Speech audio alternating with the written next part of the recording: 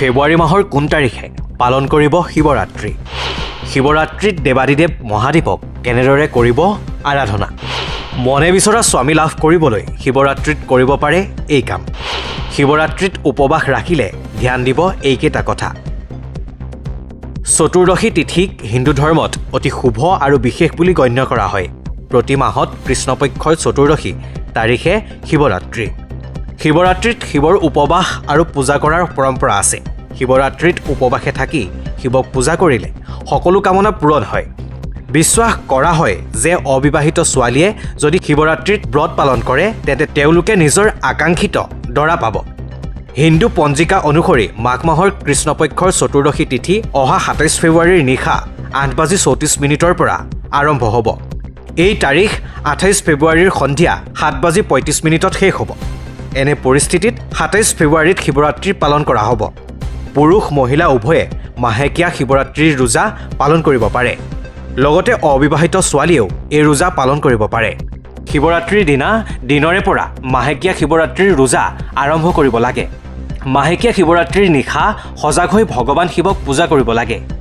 শিৱৰাত্ৰিৰ দিনা বেলপাত, ধতুৰা আৰু ফল আগবঢ়াব লাগে। ইয়াৰ পিছত শিৱক ধূপ, দীপ, ফল মূল আদিৰে পূজা কৰিব লাগে। পূজাৰ সময়ত শিৱ পুৰাণ, শিৱস্তুতি, শিৱ অষ্টক, শিৱ চালিচা আৰু শিৱ শ্লোক পাঠ কৰিব লাগে। ফলসমূহ সন্ধিয়া খাব লাগে। শিৱৰাত্ৰি ব্ৰতৰ সময়ত খাদ্য গ্ৰহণ কৰিব নালাগে। শিৱ পূজা কৰাৰ পিছত ব্ৰত ভংগ কৰিব লাগে। ফেব্ৰুৱাৰী মাহৰ কোন তাৰিখে পালন কৰিব শিৱৰাত্ৰি? শিৱৰাত্ৰিত দেৱাদিদেৱ মহাদেৱক কেনেদৰে কৰিব আৰাধনা? মনে বিচৰা স্বামী লাভ কৰিবলৈ শিৱৰাত্ৰিত কৰিব পাৰে এই কাম। শিৱৰাত্ৰিত উপবাস ৰাখিলে ধ্যান দিব এইকেইটা কথা। চতুৰ্দশী তিথিক হিন্দু ধৰ্মত অতি শুভ আৰু বিশেষ বুলি গণ্য কৰা হয়। প্ৰতি মাহত কৃষ্ণপক্ষৰ চতুৰ্দশী তাৰিখে শিৱৰাত্ৰি। শিৱৰাত্ৰিত শিৱৰ উপবাস আৰু পূজা কৰাৰ পৰম্পৰা আছে। শিৱৰাত্ৰিত উপবাসে থাকি শিৱক পূজা কৰিলে সকলো কামনা পূৰণ হয়। বিশ্বাস কৰা হয় যে অবিবাহিত ছোৱালীয়ে যদি শিৱৰাত্ৰিত ব্ৰত পালন কৰে তেন্তে তেওঁলোকে নিজৰ আকাংক্ষিত দৰা পাব।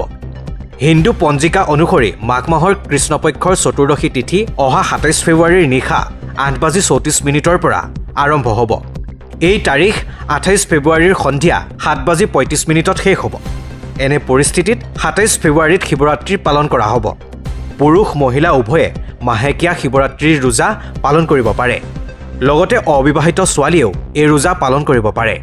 শিৱৰাত্ৰিৰ দিনা দিনৰে পৰা মাহেকীয়া শিৱৰাত্ৰিৰ ৰোজা আৰম্ভ কৰিব লাগে। মাহেকীয়া শিৱৰাত্ৰিৰ নিশা সজাগ হৈ ভগৱান শিৱক পূজা কৰিব লাগে। শিৱৰাত্ৰিৰ দিনা বেলপাত, ধতুৰা আৰু ফল আগবঢ়াব লাগে।